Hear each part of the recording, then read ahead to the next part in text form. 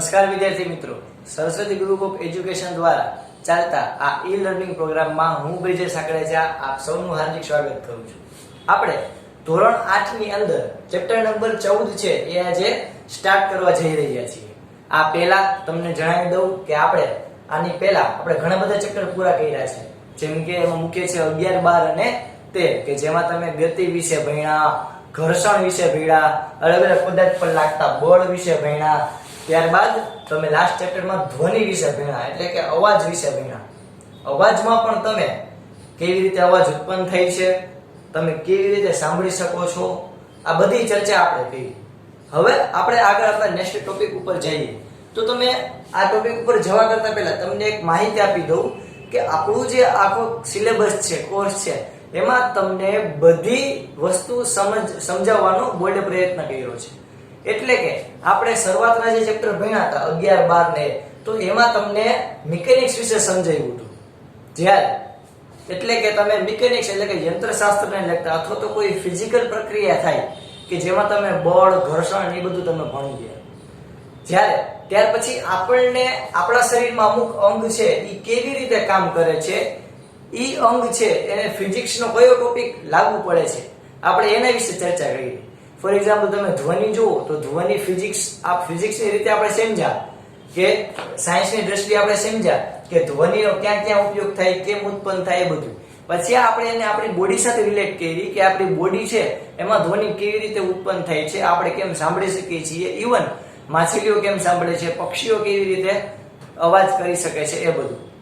હવે આપણે આના પછીનો ટોપિક જે છે, હવે આપણું આખું જે આ ચેપ્ટર છે એ ટોટલી વિદ્યુત ઉપર ડિપેન્ડન્ટ છે. કેના ઉપર? વિદ્યુત ઉપર. વિદ્યાર્થી મિત્રો, આ જે ટોપિક છે આ ટોપિક તમે અત્યારે 8મામાં ભણશો, 10મામાં પણ તમારે આખું ચેપ્ટર આવશે, ત્યારબાદ 11મામાં પણ ભણશો, 12મામાં પણ ભણશો અને કોલેજ લાઈફમાં પણ ભણશો.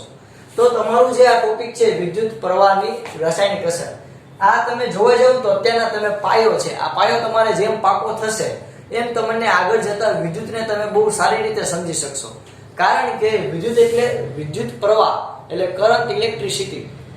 એટલે કે આપણે બેઝિકલી કોઈ પણ ઘર હોય એમાં આપણે જે પ્રવાહ આવે છે, કરંટ આવે છે, કે જેને આપણે સાવ કાઠિયાવાડી ભાષામાં લાઇટ કહી, કે લાઇટ આવે તો બધું પંખો ને ટ્યુબલાઇટ ને બધું ચાલે.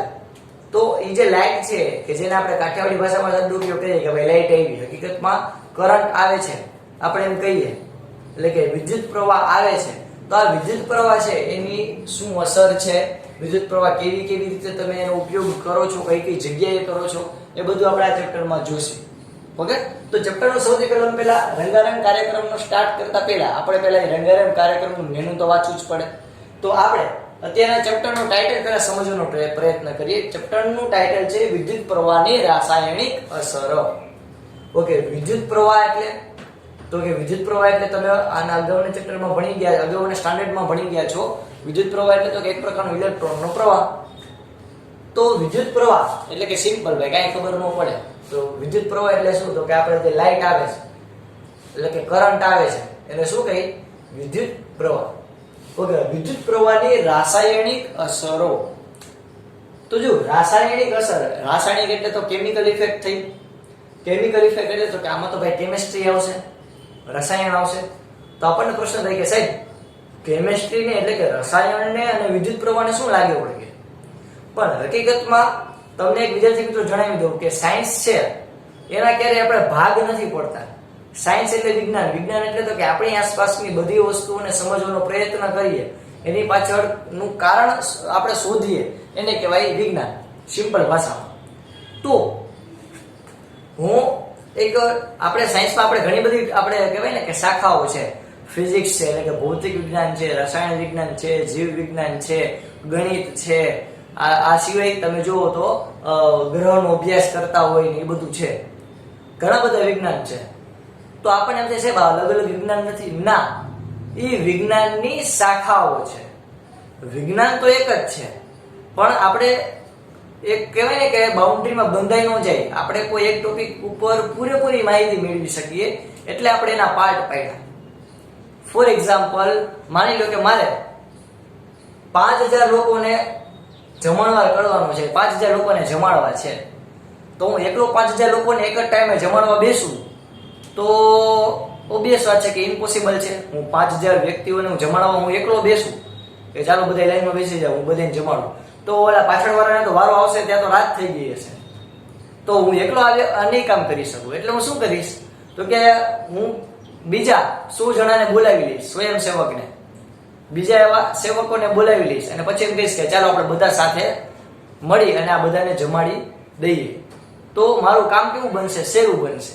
એટલે કે જો કામ તો એક જ હતું, જમાડવાનું, પણ ઘણા બધા વ્યક્તિઓએ સાથે મળીને કર્યું એટલે એ કામ કેવું બની ગયું, થોડું સહેલું બની ગયું.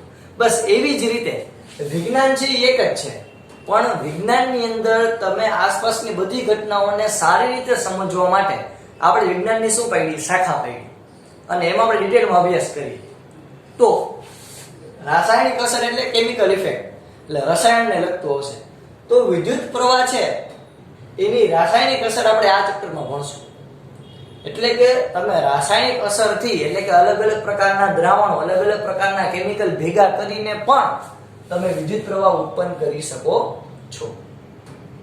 ઓકે, ચેપ્ટરની શરૂઆત કરીએ તો આપણે ઘણી બધી વાર એવું બધું વડીલોએ કીધું હોય છે, ક્યારેક ખીજાતા હોય, ક્યારેક કહેતા હોય ભીના હાથે સ્વિચ બોર્ડ અડવાનું નથી, ભીના હાથે કોઈ પણ બલ્બ હોય, ભીના હાથે કોઈ પણ વિદ્યુતને લગતા સાધન હોય કે જે લાઇટથી ચાલતા હોય, એટલે કે વિદ્યુતથી ચાલતા હોય, તમારે અડવાના નથી. એવા પણ ઘણી વાર કે આપણે મમ્મી ખીજાય, આપણા પપ્પા ખીજાય, આપણે દાદા દાદી ખીજાય, એટલે કે ઇન શોર્ટ આપણા વડીલો આપણને ઘણી વાર ખીજાય કે ઓ ભાઈ તમારે ભીના હાથે વિદ્યુતને લગતા સાધને કઈ અડવાના નથી, નતર પછી તમે હતા નહોતા થઈ જશો. જો શોટ લાગશે તો, જો શોક લાગશે તો આપણે હતા નહોતા થઈ જાય, એવું આપણને કહેશે ઘણી વાર. તો ભાઈ એવું શું કામ કહે છે? ઓકે, એનો મતલબ એમ કે ભાઈ વિદ્યુત પ્રવાહ છે એ કઈ નાની માના ખેલ નથી. એટલે કે વિદ્યુત પ્રવાહ છે એ આપણે કહેવાય ને કે સાવ હલકામાં આપણે ન લઈ શકીએ, એમાં કંઈક તો ડેન્જરસ તો છે. ઓકે, આ સિવાય તો કે આપણે અગાઉ શીખી ગયા કે દ્રવ્યો પોતાનામાંથી વિદ્યુત પ્રવાહ છે એ પસાર થવા દે છે. હવે જે અમુક પદાર્થો એવા હશે કે જે દ્રવ્યોને સરળતાથી પોતાનામાંથી પસાર થવા દે, તો એને આપણે શું કહેશું? વિદ્યુતનું સુવાહક. ઓકે, સુવાહક એટલે શું? તો કે જે પદાર્થો વિદ્યુત પ્રવાહને સરળતાથી પસાર થવા દે, સરળતાથી પસાર થવા દે તેવા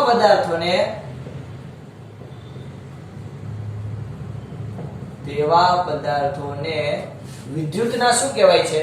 સુવાહકો. ફોર એક્ઝામ્પલ આપણે લોખંડ લઈ તો લોખંડમાં શોક લાગે તો કે લાગે. ઓકે, લોખંડમાંથી સરળતાથી વિદ્યુત પ્રવાહ પસાર થઈ જઈ શકે.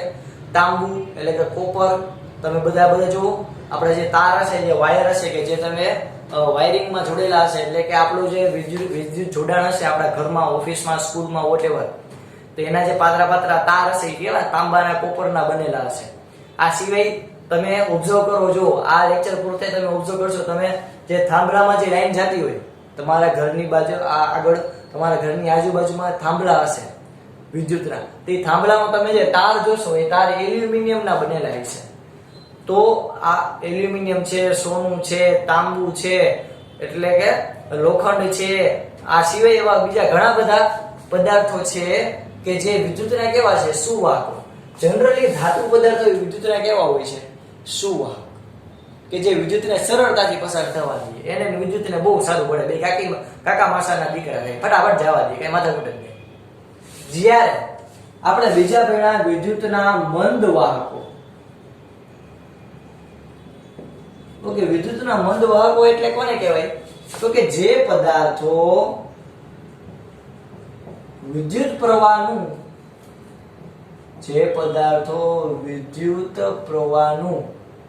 વહન સરળતાથી ન થવા દે,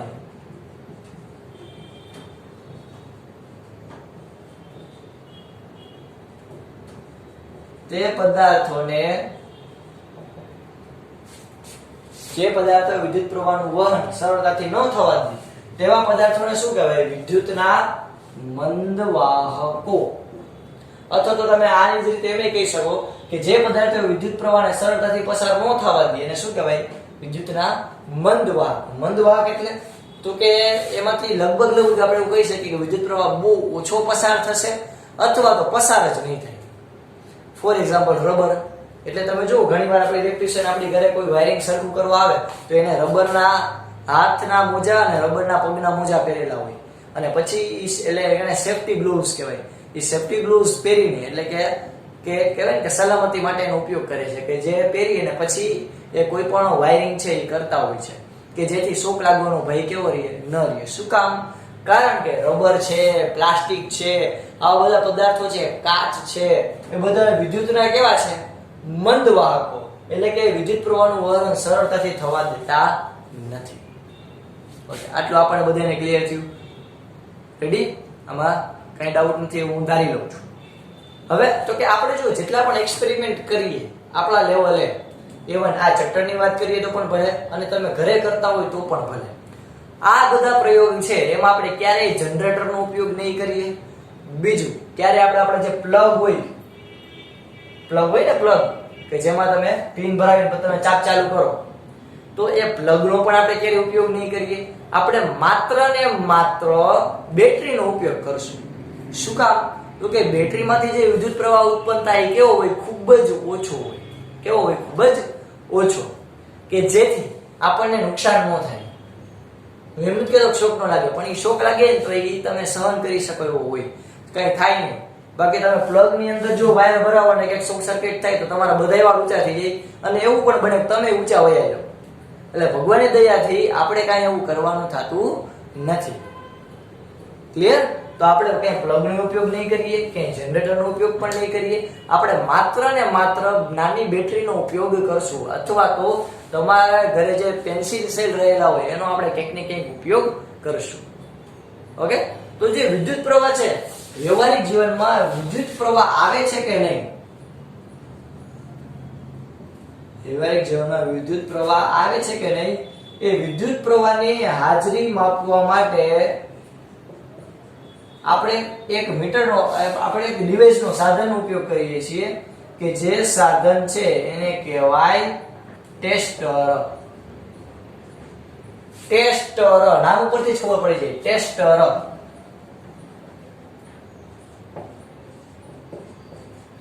ઓકે, ટેસ્ટ એટલે પરીક્ષા અને ટેસ્ટર એટલે તો કે પરીક્ષા લેતું. કેની પરીક્ષા? મારી, તમારી ના, કેની? તો કે વિદ્યુત પ્રવાહની. એટલે કે તમે કોઈ પણ તમને વાયર હોય, કોઈ પણ પ્રકારનો પ્લગ હોય, કોઈ પણ પ્રકારનો હોલ હોય, એમાં જો આપણે ટેસ્ટર એમ રાખીને ચેક કરીએ, જો ટેસ્ટરની અંદર લાઇટ થતી હોય તો એ વિદ્યુત પ્રવાહની હાજરી સૂચવે છે. જો લાઇટ ન થતી હોય તો વિદ્યુત પ્રવાહની હાજરી સૂચવતું નથી. તો આ ટેસ્ટરનો પહેલા તો ઉપયોગ ક્યાં થાય? તો કે વિદ્યુત પ્રવાહની હાજરી માપવા માટે ટેસ્ટરનો ઉપયોગ થાય છે. આટલું ક્લિયર થયું વિદ્યાર્થી મિત્રો? ચાલો હવે આપણે જોઈએ. તો જો આપણે સૌથી પહેલી આપણા ચેપ્ટરની પ્રવૃત્તિ આપેલી છે, એમાં પણ એવું કીધું કે તમે જ્યારે કોઈ પણ કહેવાય ને કે ટેસ્ટિંગ માટે વિદ્યુત પરિપથનો ઉપયોગ કરતા હોઈએ તો એની અંદર તમારે જે ટેસ્ટર છે એનું જોડાણ છે એ પહેલા તો વ્યવસ્થિત હોવું જોઈએ. જો જોડાણ વ્યવસ્થિત હોય છતાં પણ વિદ્યુત પ્રવાહ ન વહેતો હોય તો બની શકે કે ટેસ્ટર છે એમાં કંઈક ખરાબી આવી હોય. તો તમારે ટેસ્ટરનું જે કોઈ પણ બેટરી કે સેલ છે એ તમારે બદલાવો, કે બેટરી સેલ તમે બદલાવો, કદાચ એમાં વાંધો હોઈ શકે. વોલ્ટેજ જ ન હોતો એટલે કે વિદ્યુત પ્રવાહ જ ન હોતો હોય તો બિચારો ટેસ્ટર શું માપવાનું? અથવા તો કે ટેસ્ટર ખરાબ હોય તો તમે ટેસ્ટરના અમુક પાર્ટને સાજા કરી અને તમે ટેસ્ટરને ફરી પાછું ઉપયોગ કરી શકો છો, અથવા તો ફરી પાછું નવું ટેસ્ટર બનાવી અથવા તો આપણે જોઈએ હમણાં કેમ ટેસ્ટર બનાવી શકીએ, અથવા તો તમે ટેસ્ટર નવું લઈ આવી અને તમે એક્સપેરિમેન્ટ કરી શકો છો. આટલું ક્લિયર?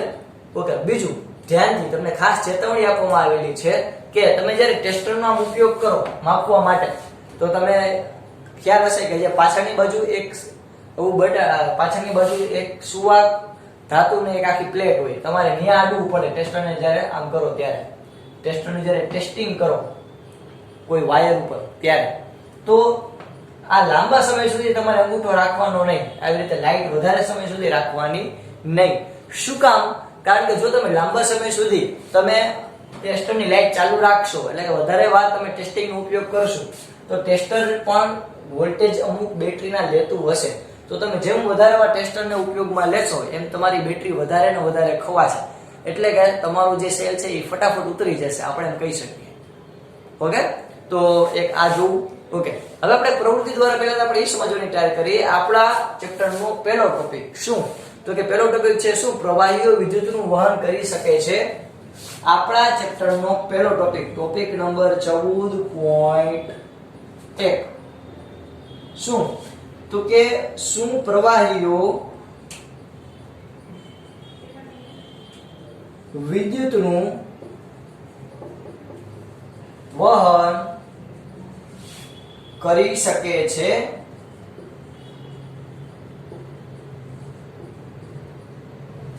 પ્રશ્ન છે શું પ્રવાહીઓ વિદ્યુતનું વહન કરી શકે છે.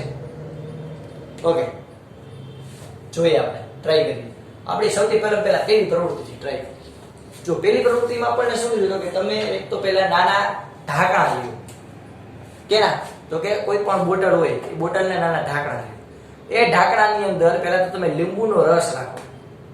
હવે તો કે ટેસ્ટરના જે છેડા છે, પેલા બેટરી તમે જો આકૃતિમાં તો બેટરી છે, બેટરીના બે છેડા છે, એમાંથી બેટરીનો એક છેડો એ લેમ્પ સાથે, બીજો છેડો છે એ પાછો ક્યાં જોડેલો હશે તો કે ટેસ્ટરના બે છેડા સાથે. હવે તમે વારાફરતી જે ઓલા જે વાયર છે એ વાયરને તમે લીંબુમાં રાખો. કેવી રીતે, તો કે લીંબુનું ભરેલું લીંબુના રસ ભરેલું જે ઢાંકણું છે એમાં એ બે વાયર છે એ બહુ દૂર ન હોવા જોઈએ, બહુ નજીક ન હોવા જોઈએ, એટલે કે ખાસ ભેગા ન થઈ જાય એનું તમારે ખાસ ધ્યાન રાખવાનું છે. ઓકે, તો જુઓ તમે તો ટેસ્ટરના બે છેડાઓ વચ્ચે પ્રવાહી જે છે એ વિદ્યુત પ્રવાહને પસાર થવા દે છે, એટલે કે તમે ધ્યાનથી જુઓ પ્રવૃત્તિમાં તો જે આપણે બેટરી છે, બેટરીના બે છેડા છે એ આપણે જે ઓલું ઢાંકણું હતું લીંબુના રસ ભરેલું એમાં તમે રાખ્યા તો શું લેમ્પ ચાલુ થાય છે. જો લેમ્પ ચાલુ થાય તો જે લીંબુનો રસ છે એ વિદ્યુત પ્રવાહ પસાર થવા દે છે, અને જો ભાઈ લેમ્પ ચાલુ ન થાય તો વિદ્યુત પ્રવાહ પસાર થવા દેતો નથી. તો જો આપણે જોયું કે આયા બેટરી છે એમાંથી જ્યારે એના બે છેડા છે લીંબુના રસ ભરેલા પાત્ર જે છે એમાં રાખવામાં આવે તો એ લેમ્પને પસાર થવા દે છે. એનો મતલબ શું થયો તો કે એનો પરિપથ કેવો થયો, પૂર્ણ થયો. પરિપથ એટલે કોને કહેવાય તો કે તમે જે સિમ્પલ વાયરિંગ કરેલું છે એ વાયરિંગ આખું પૂરું થાય એટલે તો કે ક્યાંય તૂટેલું ન હોય એને કહેવાય પરિપથ પૂરો છે. ફોર એક્ઝામ્પલ સમજો, આ બધું લખાઈ ગયું છે. ચાલો પહેલા એક મિનિટ આ ફટાફટ પહેલા બધી લખી કાઢો ફટાફટ. In this chapter, we will learn about chemical effects of electric current and the conductivity of liquids. First, let us understand what is electrical conduction. Electrical conduction is the movement of electrically charged particles through a transmission medium. A conductor is an object or type of material which permits the flow of electric charges in one or more directions.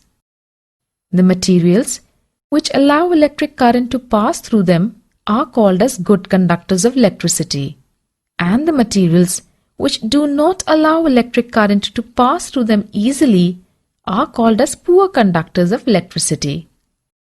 Metals like copper, silver, aluminium, etc. conduct electricity and are called as good conductors of electricity, whereas materials like rubber, plastic, and wood do not conduct electricity and are called as poor conductors of electricity.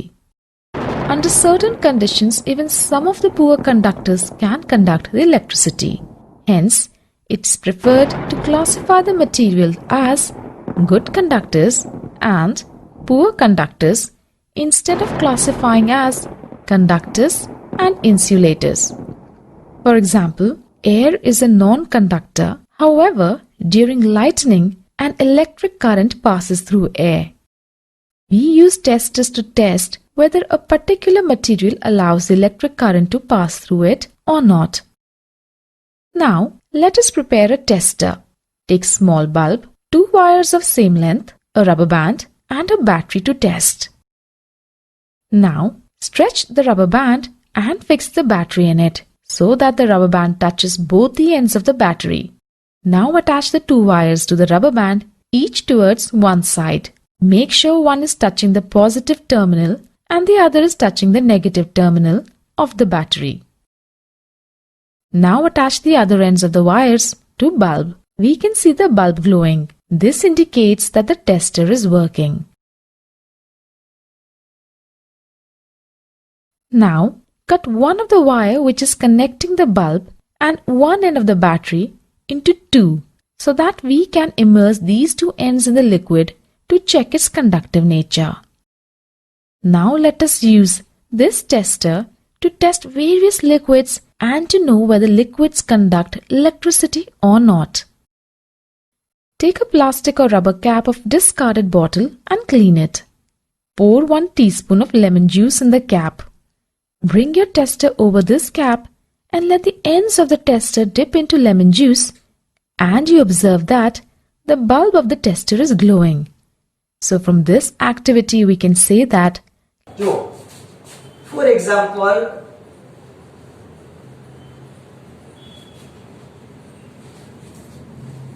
હું તમને આ એક example આપું કે જેથી તમને સમજી શકો કે પરિપથ પૂર્ણ કેવી રીતે થાય. તો કે જો ભાઈ બેટરી છે, બેટરી એને આવી રીતે દર્શાવે. બેટરીની સંજ્ઞા આપણે દર વખતે ભાઈ બેટરી એવું લખવા તો બેસવાના નથી. તો બેટરીની સંજ્ઞા આવી કંઈક છે. આ જે મોટો છેડો છે એ પ્લસ સૂચવે, નાનો છેડો માઈનસ સૂચવે. મોટો છેડો પ્લસ સૂચવે અને નાનો છેડો માઈનસ સૂચવે. મોટો છેડો પ્લસ સૂચવે, નાનો છેડો માઈનસ સૂચવે. Okay, plus minus. ખાસ યાદ રાખવાનું કે પેલો છેડો પ્લસ હોય તો છેલ્લો છેડો ઓલવેઝ એટલે કે હંમેશા માઈનસ જ હોવો જોઈએ. એક છેડો પ્લસ હોય તો બીજો માઈનસ હોય ને, એટલે આવો શું તમે મસ્તી કરો. ઓકે, તો જો હવે માની લો કે આ કોઈ ટ્યુબલાઇટ છે.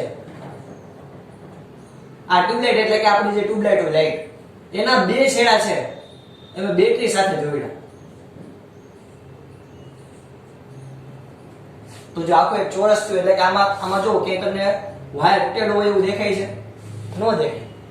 એનો મતલબ શું થયો કે આવા પરિપથને કહેવાય બંધ પરિપથ. કેવો કહેવાય? બંધ પરિપથ. તો હું આને તોડ નાખું. આવા પરિપથને કેવો કહેવાય? ખુલ્લો પરિપથ. શું કામ? કારણ કે આ કેવો છે? ખુલ્લો પરિપથ. જો હું અહીંયાથી આમ જવા જઈશ, અહીંયાથી તો રસ્તો તૂટી ગયો, વિદ્યુત પ્રવાહને આમ જવું, બિચારો કેમ જાય? ચાહે તો જાય કહા. એટલે પેલા બંધ પરિપથ પેલા બધાને ક્લિયર થયું. આખો આમ બંધ ગાળો બનતો હોય એને શું કહેશું આપણે? બંધ પરિપથ. તો આવા બંધ પરિપથ છે, બરોબર? એ આખો બંધ પરિપથ પૂરો થાય છે. તમે આકૃતિમાં જોયું હોય કે જેથી આપણે કહી શકીએ કે લીંબુનો રસ છે એ વિદ્યુત પ્રવાહ પસાર થવા દે છે. ઓલવેઝ યાદ રાખવાનું કે જ્યાં વિદ્યુત પ્રવાહ પસાર થતો હોય ત્યાં બંધ પરિપથ જ હોય. ક્યારેય પણ નેવર ક્યારેય પણ ખુલ્લો પરિપથ હોય એટલે કે ખુલ્લો રસ્તો હોય એમાં વિદ્યુત પ્રવાહ પસાર થતો નથી. ઓકે, તો અહીંયા પણ એટલે ખબર પડે કે લીંબુનો રસ છે વિદ્યુત પ્રવાહને પસાર થવા દે છે, એનો સુવાહક છે. ઓકે, આ સિવાય તો કે આપણે જોયું છે બલ્બ હશે, બલ્બ પેલા સોના બલ્બ આવતા પીળા કલરના, તો એમાં જે ગરમ થાય અંદરનો ફિલામેન્ટ હોય, તમે બલ્બોની આકૃતિ જોઈ હોય તો આવી રીતે હોય.